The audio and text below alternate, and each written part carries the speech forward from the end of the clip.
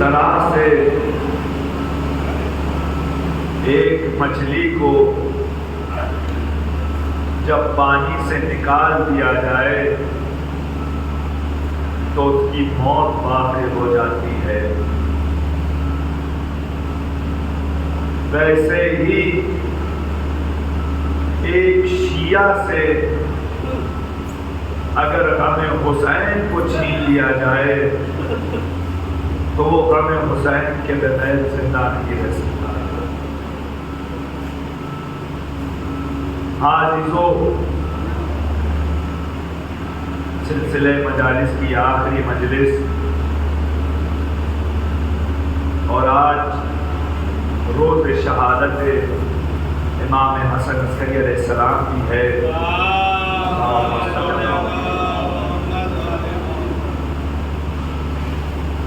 اگر ہم امام کی زندگی اور امام کے اقوال کی طرف متوجہ ہو تو امام ایک حدیث میں ارشاد فرماتے ہیں، ہمارے اور آپ کے 11ویں امام فرماتے ہیں کہ علامات المؤمن خمس، مومن کی 5 علامتیں ہیں۔ ایک مقدماتی گفتگو تاکہ جو افراد ابھی تک فرش اذا پر نہیں پہنچ سکے وہ فرش اذا تک آ جائے، انشاءاللہ پھر اصل گفتگو شروع کریں گے۔ امام فرماتے ہیں کہ علامات المؤمن خمس، کہ مومن کی 5 علامتیں، مومن کی 5 علامتیں ہیں۔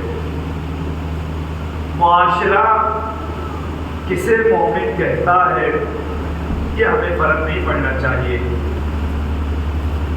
ایک انسان کہ پوری قوم، پوری ملت اسے مومن کہتی ہے، لیکن آیا وہ امام کے قول کے مطابق مومن ہے یا نہیں، یہ اہم ہے۔ امام فرماتے ہیں کہ اگر دیکھنا ہے کہ کون شخص مومن ہے کون نہیں ہے تو ان 5 علامتوں کے ذریعے سے پہچانو کہ کون مومن ہے اور کون مومن نہیں ہے۔ پہلی علامت جو امام نے بیان کی، علامات المؤمن خمس، مومن کی 5 علامتیں ہیں۔ پہلی علامت کیا ہے؟ صلاۃ احد 50، مومن وہ ہے جو 51 رکعت نماز پڑھتا ہے۔ مومن وہ ہے جو 51 رکعت نماز پڑھتا ہو۔ کیسے 51 رکعت نماز کیسے؟ کہا کہ اس میں واجب نمازیں بھی ہے اور مستحب نمازیں بھی ہے۔ واجب نمازیں 17 رکعت ہے اور جو نوافل ہے، نافلہ نمازیں ہے وہ 34 رکعت ہے، تو لہذا 17 اور 34 51 رکعت۔ جو مومن کی پہلی علامت وہ ہے جو نماز واجب کو بھی پڑھتا ہے اور مستحب نمازوں کو بھی پڑھتا ہے۔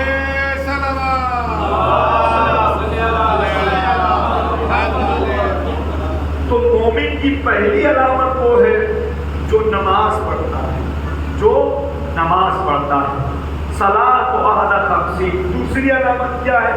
وزیارت الاربعین، مومن وہ ہے جو ہمیشہ اپنی زندگی میں زیارت اربعین کو پڑھنے کا معمول بنا دیتا ہے۔ یعنی وہ یہ نہیں دیکھتا ہے کہ صرف اربعین کے دن زیارت اربعین پڑھی جائے، نہیں، بلکہ جب بھی اسے موقع ملتا ہے وہ زیارت اربعین پڑھتا ہے۔ تو لہذا مومن کی پہلی علامت کیا ہے؟ جو نماز پڑھتا ہے۔ دوسری علامت کیا ہے؟ جو زیارت اربعین پڑھتا ہے۔ عزیزو، آپ نے ترتیب کو متوجہ، آپ نے ترتیب کی طرف توجہ دی ہے کہ پہلے مومن کی علامت میں نماز ہے، پھر اس کے بعد زیارت اربعین ہے۔ یعنی مومن وہ ہے جو پہلے نماز پڑھے گا پھر حسین کی طرف متوجہ ہوگا۔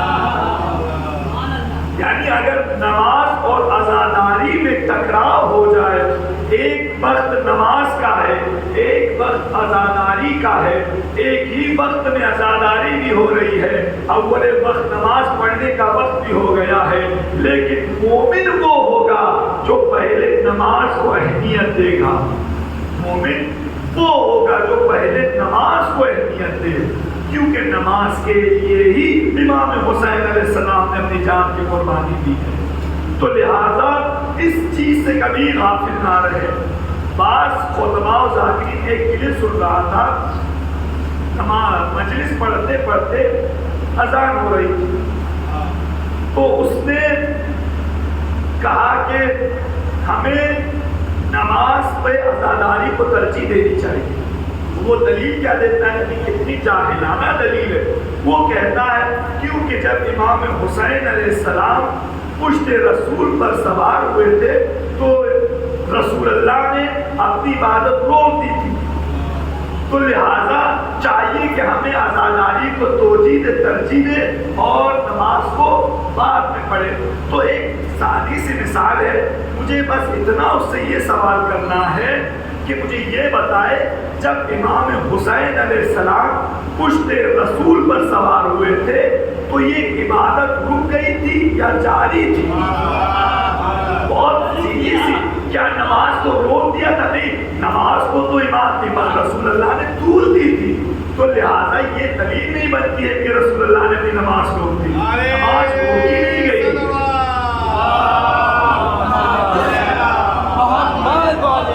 نماز روکی نہیں گئی بلکہ نماز کو طول دیا گیا تھا۔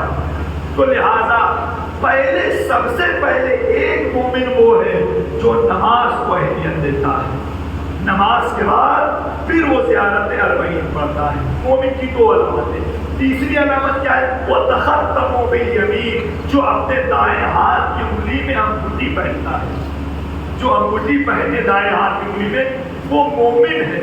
بس مومن کی تین علامتیں اب تک ہو گئی، زیارت نماز پڑھتا ہے، زیارت اربعین پڑھتا ہے اور دائیں ہاتھ کی انگلی میں انگوٹھی پہنتا ہے۔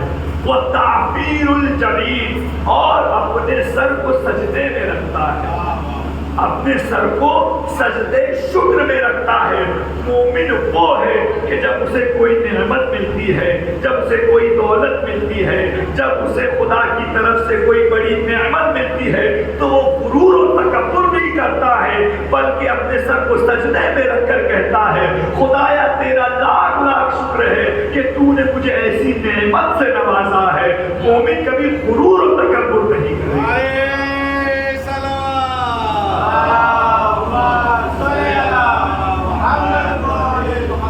بس مومن کی چوتھی علامت کیا ہے؟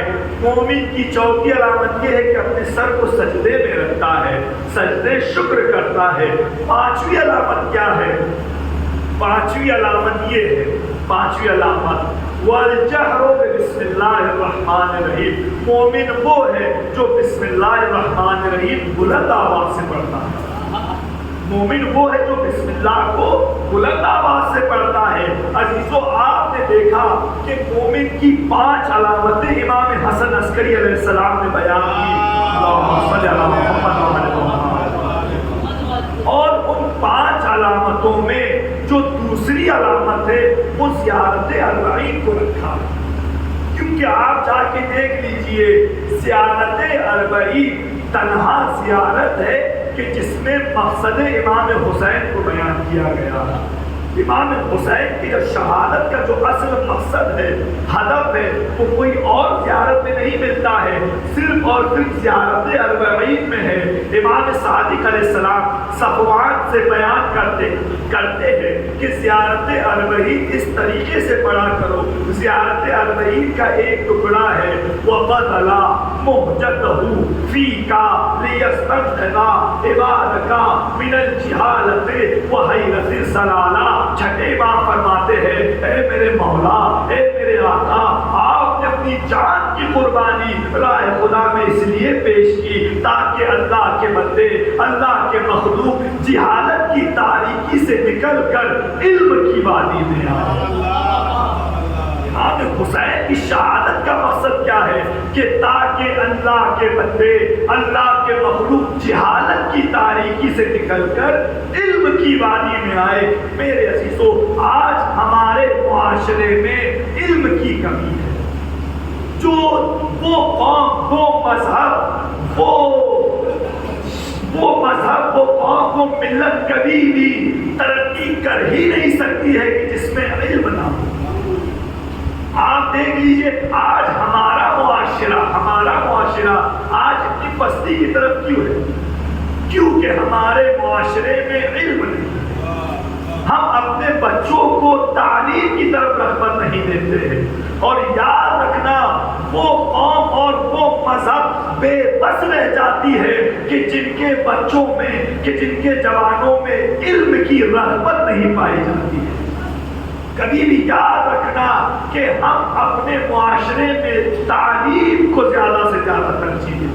کبھی بھی اپنے بچوں کو جاہل نہ رہنے دے، کچھ بھی ہو جائے لیکن اپنے بچوں کو تعلیم سے نوازے، انہیں علم دینا چاہیے۔ اچھا، بعض اوقات ایسا ہوتا ہے کہ صرف ایک جگہ تعلیم ہی تعلیم ہوتی ہے لیکن تربیت نہیں ہوتی ہے۔ اگر تعلیم ہے اور تربیت نہیں ہے تو تعلیم کا کوئی فائدہ نہیں ہے، لیکن بعض جگہ پر تربیت ہی تربیت ہے لیکن وہاں تعلیم نہیں ہے، پھر تربیت کا بھی کوئی فائدہ نہیں ہے۔ یاد رکھنا ہمارے استاد جو ہمارے مدرسے کے مسئول ہیں وہ فرماتے ہیں کہ تعلیم اور تربیت پرندے کے دو پر ہے۔ تعلیم اور تربیت پرندے کے دو پر ہے۔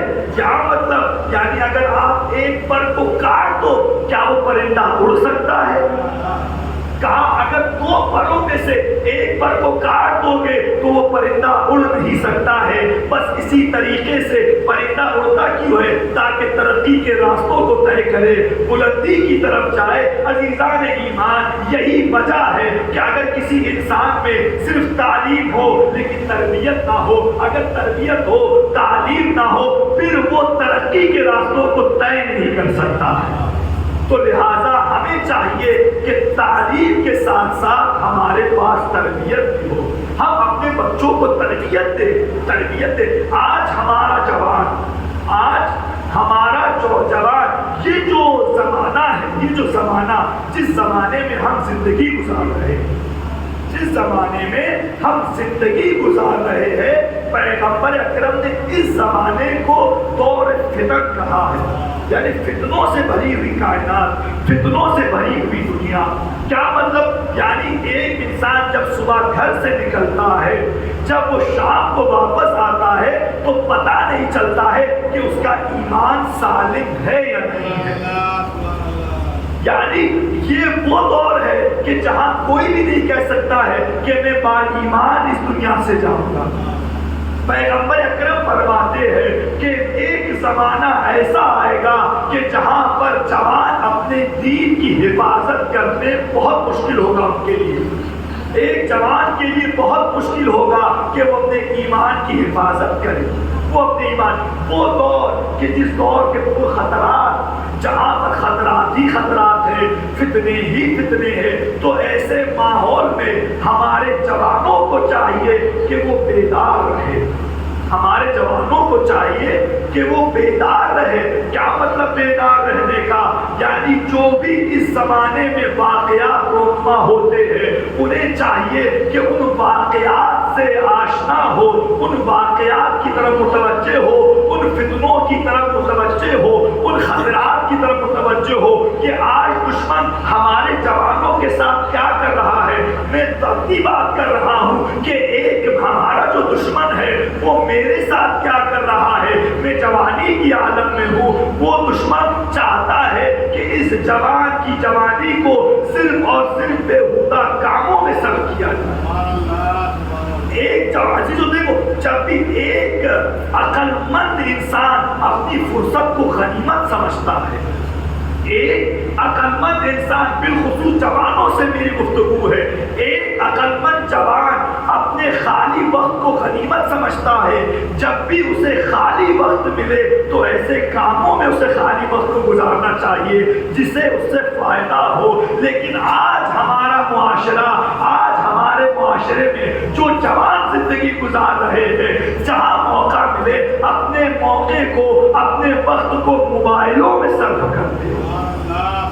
آج ہمارا جوان جب بھی موقع ملتا ہے فوراً موبائل اٹھا لیتا ہے۔ عزیزو، لہذا دشمن نے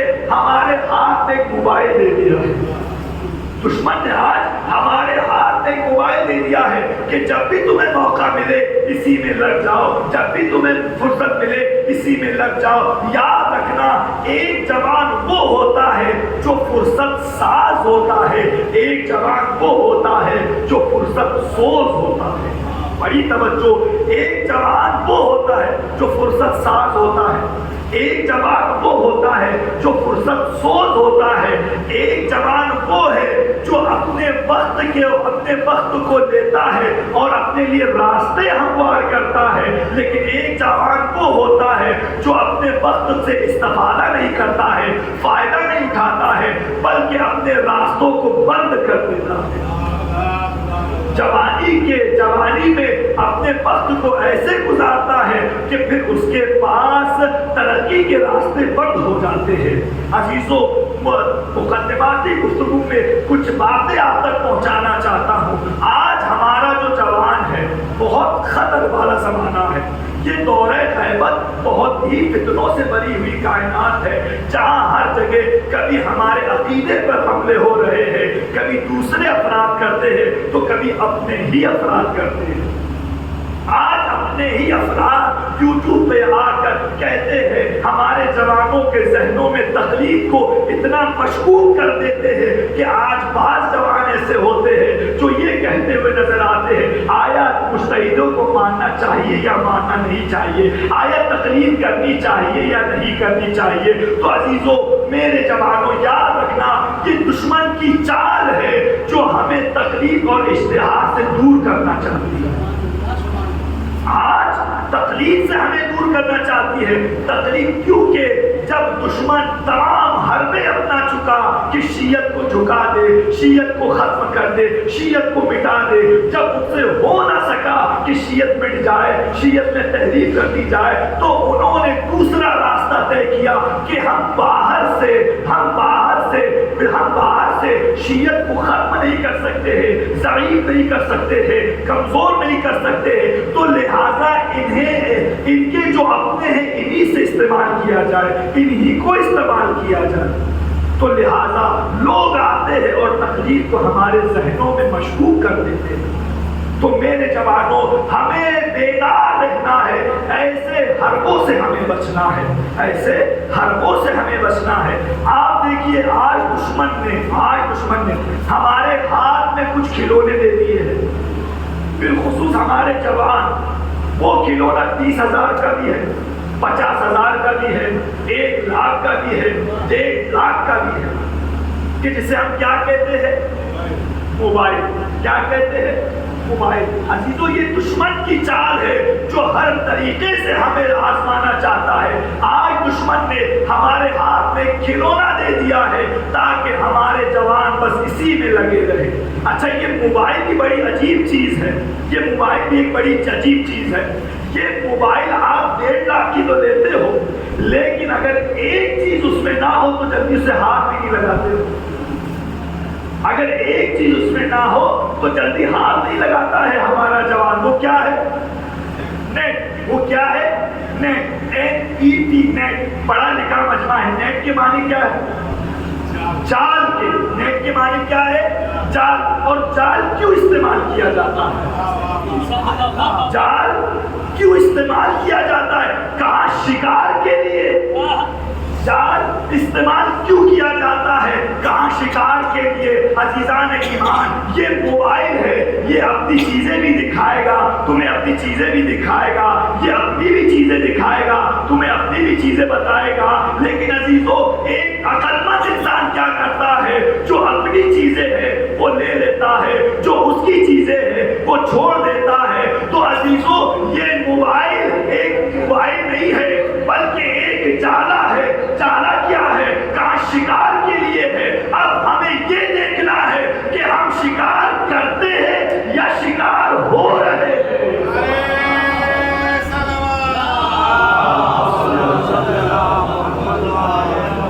ہمیں یہ دیکھنا ہے کہ ہم شکار ہو رہے ہیں یا ہم شکار کر رہے ہیں۔ یہ اپنی بھی چیزیں دکھائے گا، یہ ہمیں اپنی بھی چیزیں دکھائے گا۔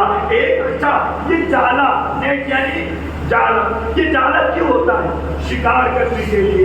آپ نے جالے کو دریا میں ڈالا، نالے میں ڈالا، کیوں؟ شکار کرنے کے لیے۔ آپ نے جب اسے ڈالا اور نکالا، نکالنے کے بعد کیا اس میں مچھلیاں ہی آتی ہے؟ کیا اس میں صرف مچھلیاں آتی ہے؟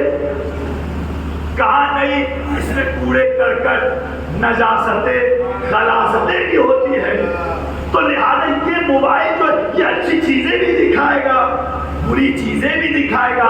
عقل مند انسان کیا کرتا ہے کہ نجاستوں کو پھینک دیتا ہے، غلاظتوں کو پھینک دیتا ہے، جو اچھی چیزیں ہیں اسے لے لیتا ہے۔ میرے عزیزوں، بس اسی طریقے سے یہ موبائل بری چیزیں بھی دکھاتا ہے، اچھی چیزیں بھی دکھاتا ہے۔ ایک عقل مند انسان بری چیزوں کو چھوڑ دیتا ہے اور اچھی چیزوں کو لیتا ہے، اچھی چیزوں کو لیتا ہے۔ اچھا، جب ہم نے بری چیزوں کو پھینک دیا، نجاستوں کو پھینک دیا، غلاظتوں کو پھینک دیا، ہم نے صرف مچھلیاں لے لی، ہم نے صرف مچھلیاں لے لی۔ اچھا، مچھلیاں جب لے لی، کیا ہر مچھلی کو ہم کھا سکتے ہو؟ ہر مچھلی کھا سکتے ہو؟ کہا نہیں، ہر مچھلی کھا نہیں سکتے۔ کون سی مچھلی کھا سکتے ہیں؟ کون سی مچھلی جائز ہے؟ جو چھلکے والی ہو، بغیر چھلکے والی مچھلی کھا نہیں سکتے، جائز نہیں ہے، حرام ہے۔ عزیزوں، جملوں کو پلٹ کر یوں کہہ دوں کہ حجاب والی مچھلی کھا سکتے ہو،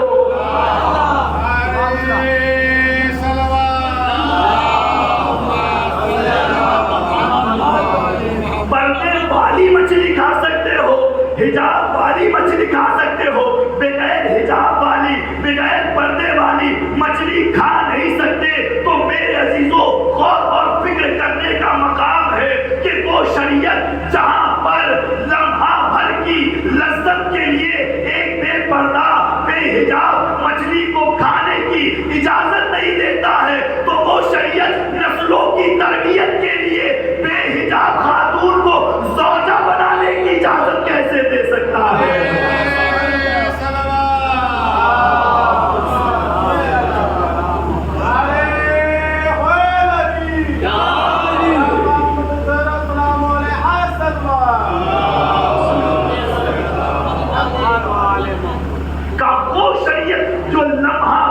لذت کے لیے کتنا دیر ہوتا ہے مچھلی کو کھانے کے لیے، 2 سے 3 منٹ آپ مچھلی کو ختم کر دیتے ہو۔ وہ شریعت جو لمحہ بھر کی لذت کے لیے بے حجاب مچھلی کو کھانے کی اجازت نہیں دیتا ہے، تو پھر وہ نسلوں کی تربیت کے لیے ایک بے حجاب خاتون کو زوجہ بنانے کی اجازت کیسے دے سکتا ہے؟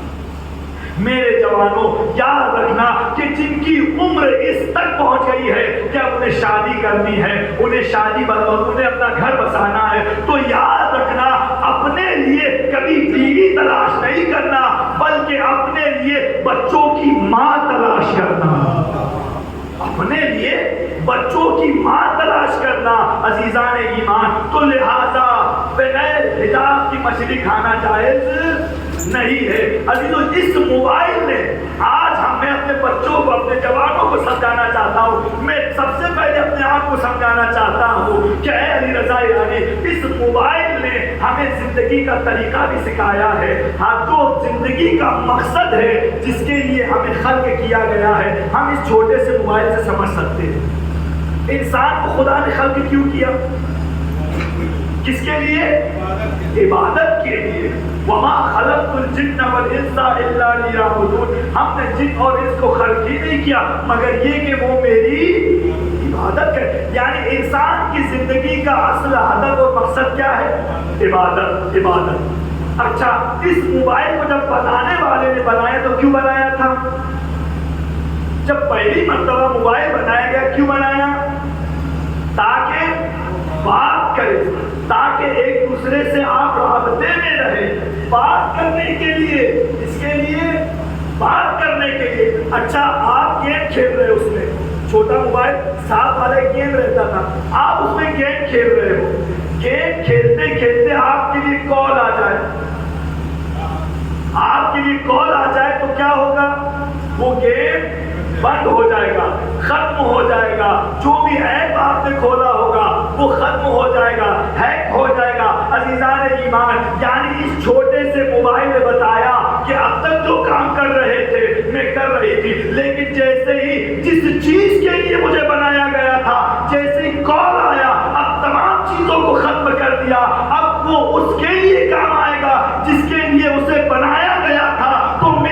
عزیزوں بس اسی طریقے سے جب بھی آپ کی زندگی میں اذان کی صورت میں، کال کی صورت میں اذان سنے تو تمام کاموں کو چھوڑ کر اس کے لیے آ جانا جس کے لیے تمہیں بنایا گیا ہے۔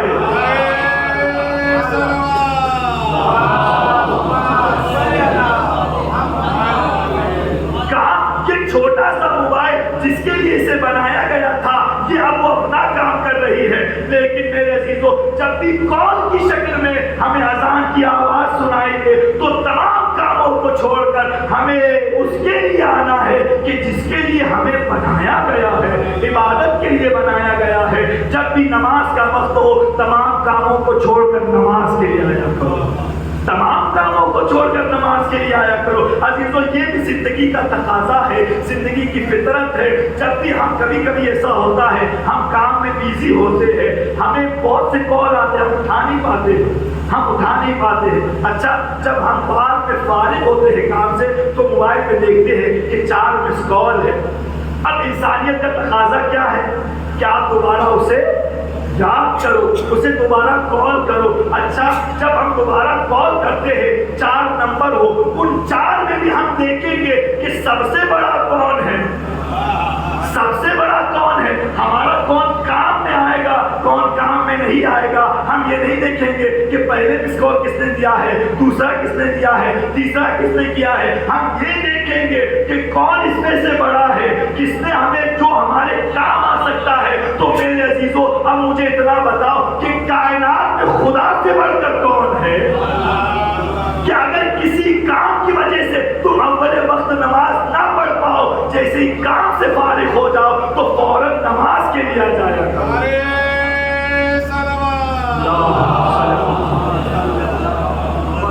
فوراً ہمیں نماز کے لیے آنا ہے۔ تو میرے عزیزوں اچھا آپ اگر نماز نہیں پڑھے تو نماز کو ترک نہیں کرنا ہے، نماز کو چھوڑنا نہیں ہے، کیونکہ ایک شیعہ وہ ہوتا ہے جو کبھی نماز کو ترک نہیں کرتا ہے۔ لیٹ تو دور کی بات، ہلکا سمجھنا تو دور کی بات، وہ نماز ایک شیعہ، ایک چاہنے والا کبھی نماز کو ترک نہیں کرتا ہے۔ میرے جوانوں، میرے بچوں، ایک شیعہ کبھی نماز کو ترک نہیں کرتا ہے۔ اچھا اگر آپ سے دیری ہو گئی تو بعد میں پڑھ لینا، اگر بعد میں بھی پڑھ نہ سکو تو قضا کر لینا۔ عزیزوں ایک شخص ایک مٹھائی کی دکان پر گیا اور کہنے لگا کہ مجھے کچھ مٹھائی چاہیے۔ اس نے کہا کہ ٹھیک ہے، پہچان کا ہے، کہا لیکن یاد رکھنا میرے پاس پیسے نہیں ہے کہ میں آپ کو دوں، میں بعد میں دوں گا۔ کہا ٹھیک ہے۔ کہا جیسے ہی تولا گیا، وزن کیا گیا، کہا لے لو۔ کہا پہلے چکھ لو، بہت ہی لذیذ ہے۔ کہا کہ دیکھیے میں چکھ نہیں سکتا ہوں۔ کہا کیوں نہیں چکھ سکتے؟ کہا کہ میرا روزہ ہے، میرا روزہ۔ تو دکاندار نے کہا روزہ، وہ بھی اس وقت ابھی شعبان کا مہینہ ہے، 1 مہینہ رمضان کے لیے باقی ہے۔ تو کہا ایسی بات ہے کہ پچھلے سال کچھ روزے چھوٹ گئے تھے تو لہٰذا ان کی قضا کر رہا ہوں۔ اب اس دکاندار نے مٹھائیوں کو کھینچ لیا، کہا میں تمہیں قرضہ نہیں دے سکتا۔ کہا کیوں؟ جب تم خدا کا قرضہ 10 مہینے بعد دے رہے ہو تو میرا قرضہ کب دو گے؟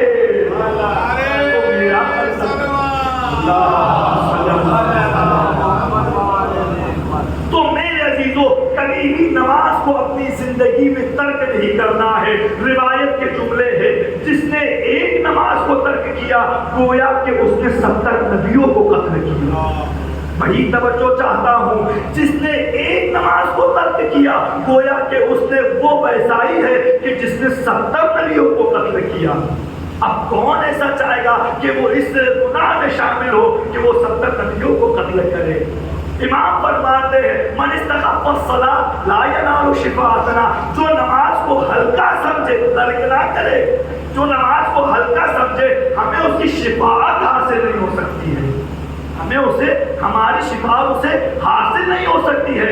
جو نماز کو ہلکا سمجھے، نماز کو ہلکا سمجھنے کا مطلب پتا ہے، نماز کو ہلکا سمجھنا یعنی نماز کا وقت 1 بجے ہے، آپ کے پاس ٹائم بھی ہے، آپ پڑھ سکتے اس وقت میں، لیکن آپ کے ہاتھ میں موبائل ہے، آپ ٹی وی میں مشغول ہو۔ اب نہیں 2 بجے پڑھ لیں گے، 3 بجے پڑھ لیں گے، 4 بجے پڑھ لیں گے، یاد رکھنا اس کا مطلب ہے آپ نماز کو ہلکا سمجھ لیں، آپ نماز کو ہلکا سمجھ رہے ہو۔ اور اس کے باوجود بھی ہم یہ امید رکھتے ہیں کہ میرا بیٹا نمازی ہو، میرا بیٹا نمازی ہو، ہم اپنے بیٹے کو کہتے ہیں بیٹا نماز پڑھو، بیٹا نماز پڑھو۔ بڑی توجہ، یاد رکھنا ہم اپنے بیٹوں کو ویسا نہیں بنا سکتے ہیں جو ہم انہیں کہیں گے، ہمارے بیٹے وہ نہیں بنیں گے جو ہم انہیں کہیں گے، بلکہ ہمارے بیٹے وہ بنیں گے جو ہم گھر میں کرتے ہیں۔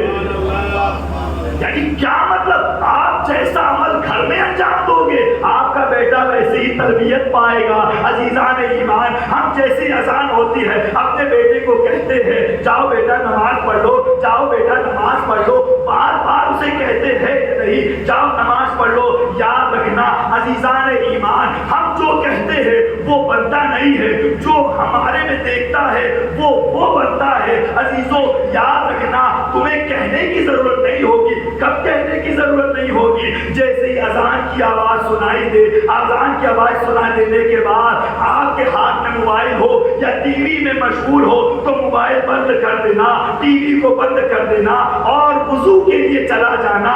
میاں بیوی جب موبائل بند کر دیں گے، ٹی وی بند کر دیں گے اور وضو کے لیے جائیں گے تو یہ بیٹا دیکھے گا کہ میرے ماں باپ کہاں جا رہے ہیں، کہاں وضو کرنے کے لیے جا رہے ہیں۔ جب وہ وضو کرنے کے لیے جائیں گے تو اسے سمجھ میں آئے گا کہ نماز کی کتنی اہمیت ہے، تمام چیزوں کو چھوڑ کر نماز کے لیے جا رہے ہیں۔ جب ہمارا گھر گھرانہ ایسی عادت میں مبتلا ہو جائے گا تو پھر ہمیں انہیں کہنے کی ضرورت نہیں ہوگی، بلکہ ہمارے اعمال کو دیکھ کر ہمارے بچے بھی اول وقت نماز پڑھنا شروع کر دیں گے۔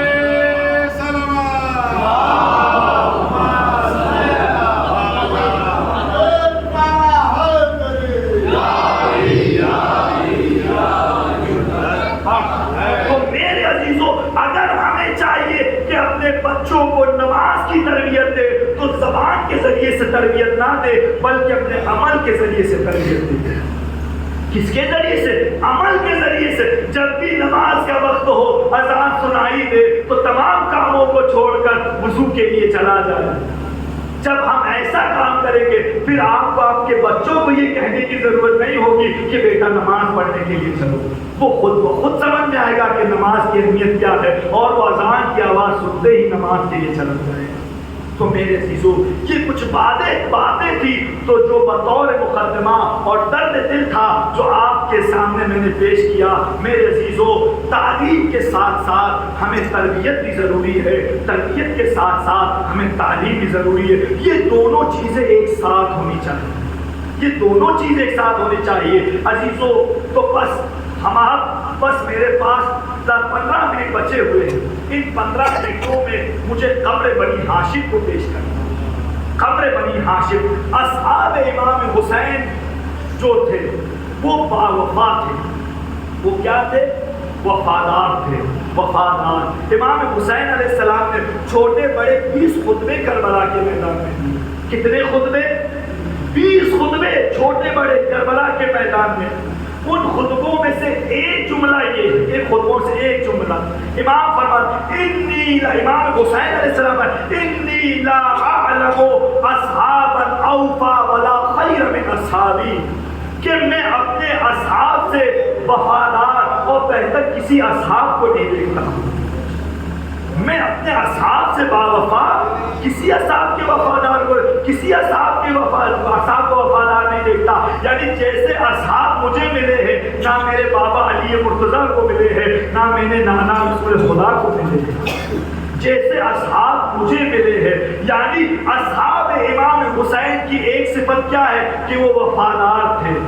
بڑی توجہ، وہ وفادار تھے۔ یعنی کیا مطلب؟ یاد رکھنا، اگر ہمیں امام زمانہ کے ناصر اور مددگار بننا ہے، اگر ہمیں اپنے امام کے لشکر میں شامل ہونا ہے تو پھر ہمیں وفادار بننا پڑے گا۔ یعنی کیا مطلب ہے؟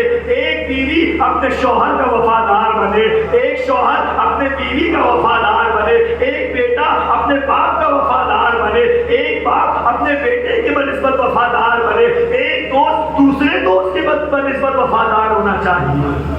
اگر یہ وفاداری کی نسبت کسی شیعہ میں آ جائے تو وہ بڑے آسانی کے ساتھ اپنے وقت کے امام کے ساتھ وفاداری کر سکتا ہے۔ اور یاد رکھنا، اگر وہ اس دور کے امام، اگر وہ اس دور کے وہ مجتہد اور امام سے امام خامنئی، امام خمینی یا جو امام سیستانی ہے، اگر وہ اس دور کے اماموں سے وفاداری نہیں کر سکتا ہے تو وہ امام وقت سے بھی وفاداری نہیں کر سکتا ہے۔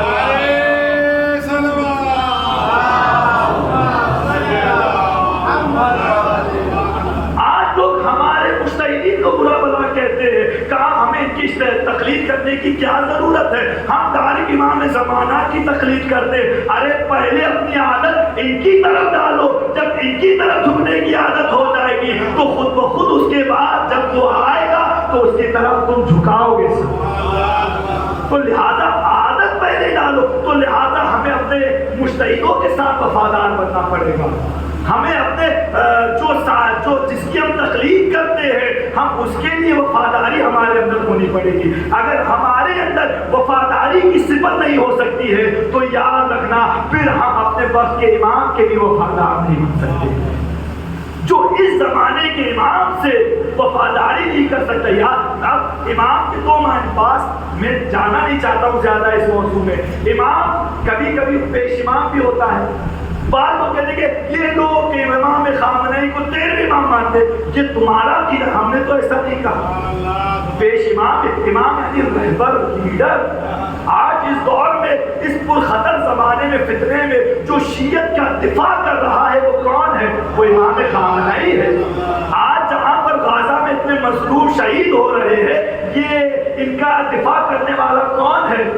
صرف اور صرف ایران میں نظر آتا ہے۔ لہذا وہ جو پرخلوص ہے، جو خلوص کے ساتھ مظلوموں کا ساتھ دے رہا ہے، مجھے انصاف سے بتاؤ آج اگر اس دور میں ہمارا امام ظہور کرے، آیا وہ فلسطین کا ساتھ دے گا یا نہیں دے گا؟ امام فلسطین کا ساتھ دیں گے نہیں دیں گے؟ کہاں امام بھی جب بھی کسی مظلوم کی مدد کسی امام نے کیا ہے تو کبھی اس کے قوم، مذہب، ملت کو دیکھ کر نہیں کیا ہے، بلکہ دیکھا جو بھی مظلوم ہے اس کی دفاع کرتے تھے، اس کے ساتھ دیتے تھے۔ آج ہمارا امام بھی اگر ظہور کرے تو حقیقت مظلوموں کا دفاع ضرور کریں گے۔ یہی کام ہمارے مجتہدین کر رہے ہیں، یہی کام ہمارے مجتہدین کر رہے ہیں۔ تو لہذا عزیزان ایمان، وفاداری کی صفت ہمارے اندر ہونی چاہیے۔ آج یہ جو زمانہ ہے، بڑی توجہ، آج یہ جو زمانہ ہے، یہ زمانہ میاں بیوی ہونے کے باوجود بھی ایک شخص بیوی رکھنے کے باوجود بھی کسی اور کے اوپر نظر، شوہر رکھنے کے باوجود بھی کسی اور مرد کے اوپر نظر۔ تو عزیزو یعنی آپ اپنے مرد کے ساتھ اور آپ اپنے بیوی کے ساتھ بے وفائی کر رہے ہیں۔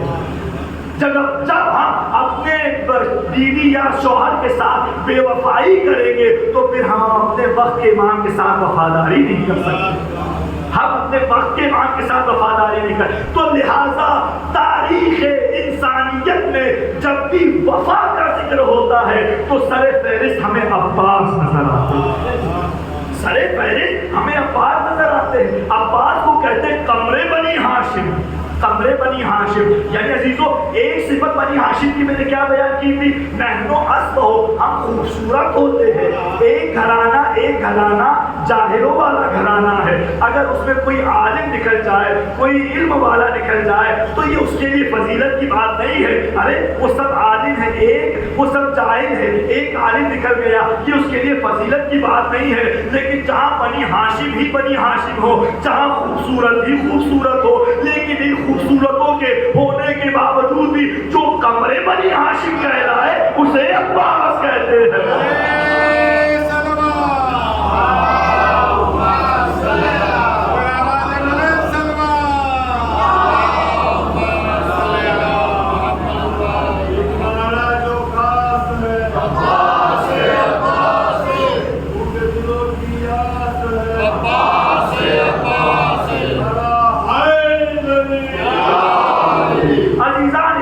جب بھی وفا کا ذکر ہوتا ہے تو سر فہرست ہمیں عباس نظر آتے ہیں. ہم کیا فضیلت عباس بیان کریں گے؟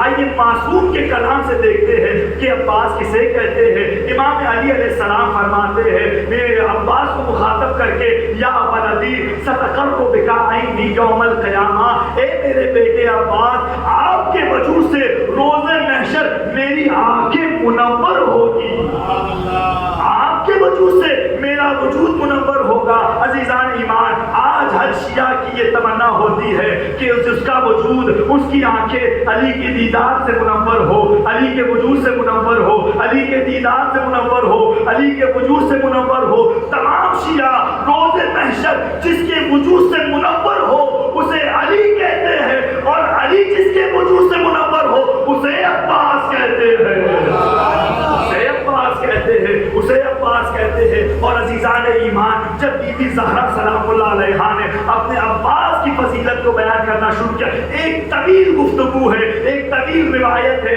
اسی روایت کا آخری جملہ کہ جب روز محشر ہوگا بی بی فاطمہ محشور ہوگی، اپنے مسند پر جا کے بیٹھ جائے گی، خدا آواز دے گا اے فاطمہ تم نے عزاداروں کو بخشوانے کے لیے اپنے ساتھ کیا لایا، عزاداروں کو بخشوانے کے لیے اپنے ساتھ کیا لایا ہے؟ تو عزیزان ایمان، بی بی زہرا کہے گی لأجل هذا المقام یدان مخطوطان من ابن العباس، میرے عباس کے دو کٹے ہوئے بازو میرے عزاداروں کو بخشوانے کے لیے کافی ہے.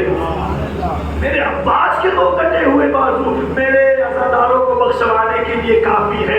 عزیزان ایمان، اگر آپ شجاعت عباس سنتے رہتے ہیں کہ عباس کی کیا شجاعت تھی، آپ جنگ صفین میں شجاعت سنتے ہیں، کربلا کے میدان میں بھی شجاعت کا نذرانہ کبھی کبھی پیش کیا ہے، لیکن اس طریقے سے نہیں جیسے تلوار کے ذریعے سے پیش کی جاتی ہے. شجاعت صرف تلوار کی نوک پر نہیں بلکہ صبر کی بھی شجاعت ہوتی ہے، صبر کی بھی شجاعت ہوتی ہے. عزیزان ایمان، آج میں شجاعت نہیں بلکہ علم عباس بتانا چاہتا ہوں کہ عباس کا علم کس معیار پہ ہے. عزیزان ایمان، 28 رجب کو امام حسین علیہ السلام نے مدینہ چھوڑا اور 3 شعبان کو مکے میں پہنچے. مکے میں 4 مہینہ 5 دن مکے میں رہے اور 8 ذی الحجہ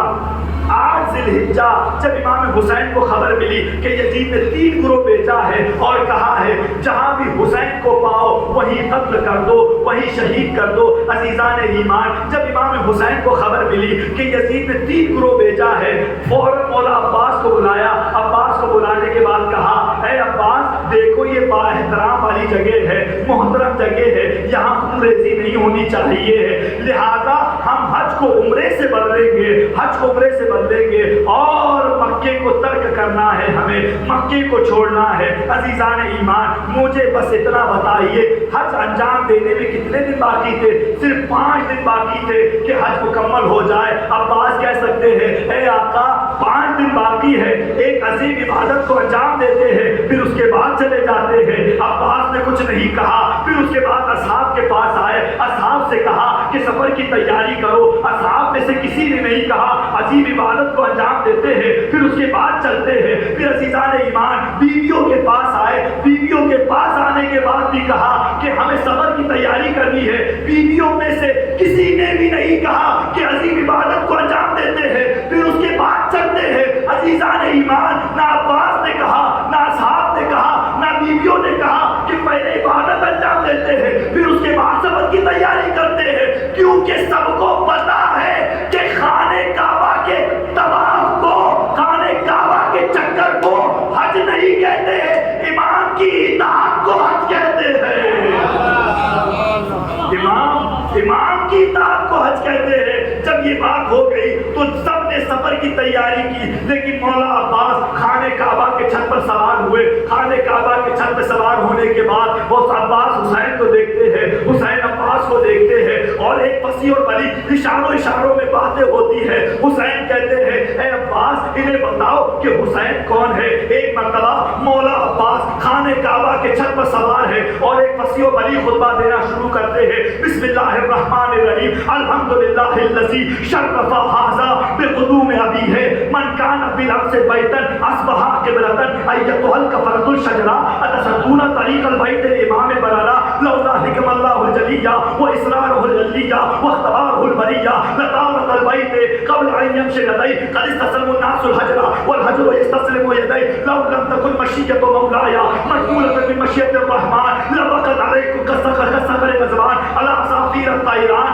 انظروا ثم انظروا ممن شارب الخمر ممن صائب الحوض والكوثر ممن في بيت الدرسات ممن في بيت النزول ويب القرآن هذا الحسين بن علي ابن بنت رسول الله ذو الشرف الأصيل والرعي الأصيل لا علم لا يوصف ولا فضل لا ينسب وهو بهذا المقام أولى ويزيد شارب الخمور ورأس الفجور يدعي الخلافة على المسلمين يتعمر عليهم بغير رزق منهم والله فأقسم بالله قسما مبرورا لجهاده على الدين أفضل من جهاد المشركين أنتم بقعتم في غللة قريش أنهم أرادوا قتل نبيهم وأنتم تريدونها قتل نبيهم ولا يمكن لهم ما دام أمير المؤمنين فكيف يمكن لكم ما دمتم حيا سليلا.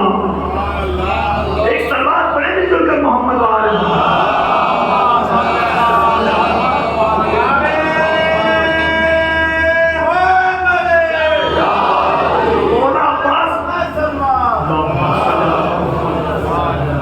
مولا عباس خانے کعبہ کے چھت پر ہے اور اپنے علم کا اظہار کر رہے ہیں کہ عباس کا علم دیکھنا ہے تو اس خطبے کو پڑھ لینا. عباس کہتے ہیں کہ تمام تعریفیں اس اللہ کے لیے ہے اور اس کے بعد دو اشارے کیے. ایک اشارہ خانے کعبہ کی طرف کیا, ایک اشارہ امام حسین علیہ السلام کی طرف کیا. الحمدللہ الذی شرف ھذا بقدوم ابی ہے. تمام تعریفیں اس اللہ کے لیے ہے کہ جس نے خانے کعبہ کو اس کے بعد علی مرتضیٰ کے قدموں کے ذریعے سے شرف بخشا. یہ جو کعبہ کو شرف عطا ہوا ہے یہ ایسا ویسا نہیں ہے بلکہ اس کے بابا علی مرتضیٰ کے قدموں نے اسے شرف بخشا ہے. یہ ہے دعویٰ. اس کے بعد مولا عباس نے دلیل بھی پیش کی ہے. الحمدللہ الذی شرف ھذا بقدوم ابی من کان بالامس بیتا اصبح قبلۃ. ارے کل تک تو یہ ایک گھر تھا لیکن اس کے باپ کے قدموں نے اسے قبلہ بنا ڈالا. اس کے باپ کے قدموں نے اسے قبلہ بنا ڈالا. پھر عزیزان ایمان اس کے بعد کہتے ہیں ایتھا الکفرۃ الفجرا. اے فاسقو, اے فاجرو, اے کافرو. عزیزو آپ نے توجہ نہیں کی. مجھے اتنا بتائیے کہ حج کے لیے کون آتا ہے؟ حج کے لیے کون آتا ہے؟ مسلمان آتے ہیں. زبان پہ لا الہ الا اللہ محمد رسول اللہ حالت احرام میں ہے. اے عباس مجھے اتنا بتا دیجئے یہ مسلمان ہے, ان کی زبانوں میں لا الہ الا اللہ ہے, ان کے زبانوں میں محمد رسول اللہ ہے, یہ وضو کر کے حج کے لیے آئے ہیں, لیکن آپ انہیں کافر اور فاجر سے مخاطب کر رہے ہو. ایتھا الکفرۃ الفجرا. اے کافرو, اے فاجرو, مسلمان ہے. عباس ایک عقیدہ دے رہے ہیں, یاد رکھنا اگر کوئی حسین کو چھوڑ دے کعبے میں بھی مر جائے تو کافر مرتا ہے. اگر کوئی حسین کو چھوڑ دے اگر وہ کعبے میں بھی مر جائے تو کافر ہوتا ہے. پھر عزیزو مولا عباس کہتے ہیں کہ الحمدللہ الذی شرف ھذا بقدوم ابی من کان بالامس بیتا اصبح ایتھا الکفرۃ الفجر اتصدون طریق البیت لامام البررہ. ارے تم حسین کے لیے خانے کعبہ کے راستے کو روک رہے ہو. تم چاہتے ہو کہ حسین خانے کعبہ کا طواف نہ کرے, تم چاہتے ہو کہ حسین حج کو انجام نہ دے. یاد رکھنا لو لم تکن مشیت مولایا مشغولۃ بمشیۃ الرحمن. اگر میرے اللہ کی مصلحت نہ ہوتی, اگر میرے خدا کی مشیت نہ ہوتی تو حسین کو یہاں آنے کی ضرورت نہ ہوتی بلکہ کعبہ حسین کے قدموں پر چلا آتا. حسین کو یہاں آنے کی ضرورت نہیں ہوتی بلکہ کعبہ حسین کے قدموں پر چلا آتا. عزیزان ایمان کون حسین ہے؟ اس کے بعد فرماتے ہیں بہت سی باتوں کو چھوڑتے ہوئے شارب الخمور ورأس الفجور یدعی الخلافۃ علی المسلمین. یہ یزید وہ ہے جو مسلمان اس سے راضی نہیں ہے لیکن یہ زبردستی یہ حکومت پہ آ گیا ہے. لیکن حسین کون ہے؟ یہ ذو الشرف الاصیل ہے, اس کی اصل اس کی نسل اصل ہے. لیکن یزید کون ہے؟ یزید وہ ہے کہ جس کے گھر میں آوارہ عورتیں ناشتی ہے اور حسین وہ ہے کہ جس کے گھر میں نزول وحی والقرآن ہوتا ہے، تم اسی غلطی میں پھنس گئے ہو جس غلطی میں قریش پھنس گیا تھا۔ قریش نے کوشش کی کہ رسول اللہ کو قتل کر دے، لیکن تم نے کوشش کی کہ اسی رسول کی بیٹی کے بیٹے کو قتل کر دے، یعنی حسین کو قتل کر دے، لیکن قریش کے لیے ممکن نہ ہو سکا کہ رسول اللہ کو قتل کرے جب تک کہ علی زندہ تھے۔ لیکن کیسے ممکن ہے کہ عباس کے ہوتے ہوئے تم حسین تک پہنچ جاؤ؟ کیسے ممکن ہے کہ عباس کے ہوتے ہوئے تم حسین تک پہنچ جاؤ؟ عزیزان ایمان، یعنی مولا عباس بتانا چاہتے ہیں کہ یاد رکھنا، اگر علی مرتضیٰ قوت بازوئے رسول ہے تو میں عباس قوت بازوئے حسین ہوں۔ میں عباس قوت بازوئے حسین ہوں، قوت بازوئے حسین ہوں۔ بہت سی باتوں کو چھوڑتے ہوئے میرے عزیزوں، آخری ایام یاد رکھنا، صرف ہمارے بدن سے کالے لباس نہیں چاہیے، لیکن شریعت محمدی وہی شریعت محمدی باقی رہے گا۔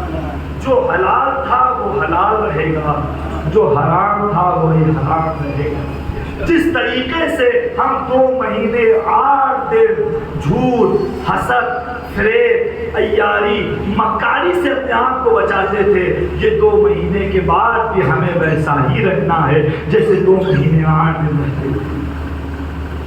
یہ نہ سوچنا کہ 2 مہینے 8 دن ہمارے اوپر گانا سننا حرام تھا، لیکن 2 مہینے 8 دن کے بعد جائز ہو جائے گا۔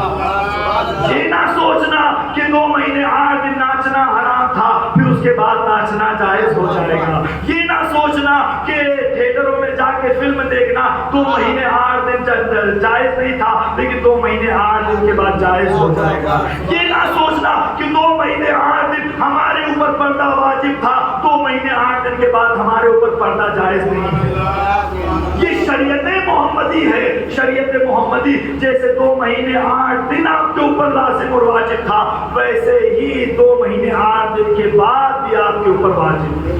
آپ کو ویسے ہی پردہ کرنا ہے میری ماں بہنوں، آپ کو ویسا ہی رہنا ہے میرے جوانوں، آپ کو ویسا ہی حسین سے لگاؤ، دین سے لگاؤ، نماز سے آپ کو لگاؤ رکھنا چاہیے۔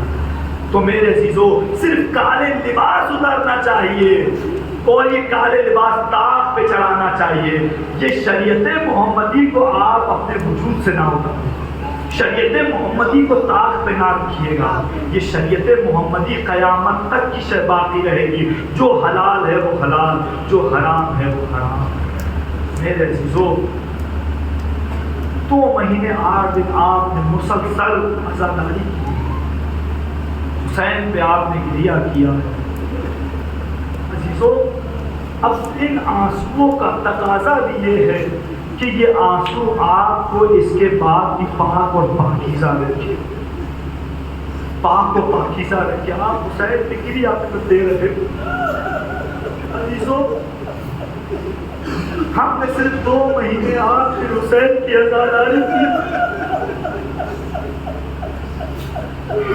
جی بھر کے روئیے گا، آج آخری ایام رضا کے آخری دن رہے، جو اگلے برس ہم پہ روئیے گا بیوی، جو چل بسے تو یہ اپنا سلام آخر ہے، اگلے سال کوئی رہے نہ رہے۔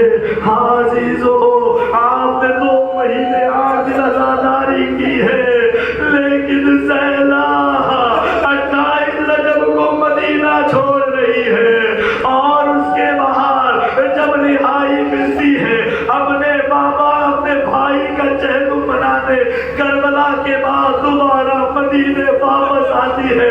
عزیزو، 28 رجب کو روانگی مدینہ پڑھا جاتا ہے، 8 ذی الحجہ کو ارے ورود مدینہ پڑھا جاتا ہے، بیوی زینب کا ورود مدینہ میں۔ عزیزو، جب 1 سال کے بعد بیوی زینب کو رہائی ملی تو اپنے بھائی کا چہلم منانے کربلا پہنچ گئی۔ جیسے ہی قبر حسین کے قریب پہنچے، بیوی نے اپنے آپ کو قبر حسین پہ گرا دیا اور زاروں قطار ہونے لگے۔ اے بھیا، یہ زینب خوش بھی ہے، زینب خوش بھی ہے، زینب غمگین بھی ہے۔ زینب خوش اس لیے اے بھیا، زینب بغیر بنا پردے کے، بنا چادر کے تیرا مقصد گھر گھر پہنچا کے آئی ہے۔ اے بھیا غمگین اس لیے کہ ایک امانت سکینہ میرے حوالے کیا تھا۔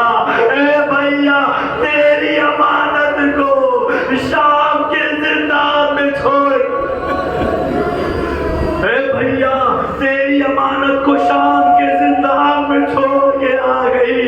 حسین کی دو امانتیں، ایک امانت کربلا میں رہ گئی، ایک امانت زندان شام میں رہ گئی۔ عزیزو بی بی زینب سلام اللہ علیہا نے خوب گریہ کیا، ماتم کیا، اپنے بھائی کا چہلم منایا۔ چہلم منانے کے بعد اب بی بی نے مدینے کا رخ کیا۔ جب مدینے عزیزوں جب مدینے پہنچنا تھا تو مدینے کے بعد قافلے کو روکا۔ مدینے کو دیکھ کر ایک جملہ کہا، مدینۃ جدنا لا تقبلینا، اے نانا کے مدینے ہماری آمد کو قبول نہ فرما۔ میں اپنے بھائی کو کربلا کے میدان میں 3 دن کا بھوکا پیاسا، خدا کوئی غم نہ دے سوائے کربلا کے۔ عزیزو بی امام نے بشیر کو بلایا، اے بشیر جاؤ اعلان کرو کہ اہل عرب کا لٹا ہوا قافلہ وارد مدینے ہونے والا ہے۔ بشیر مدینے پہنچا، مدینے کی گلیوں میں آواز دیتا ہے، قد قتل الحسین بکربلا وقد ذبح الحسین بکربلا۔ حسین کربلا کے میدان میں قتل کیے گئے، حسین کربلا کے میدان میں ذبح کر دیے گئے۔ بنی ہاشم کے محلے سے ایک ضعیف خاتون جسے ام البنین کہتے ہیں، یہ کس حسین کی بات کرتے ہو بشیر؟ بشیر کہتا ہے رسول کا نواسا حسین کی بات کرتا ہوں۔ ارے ایسا نہ کہ میرا حسین ایسے شہید نہیں ہو سکتا ہے۔ ارے جس کا عباس جیسا بھائی،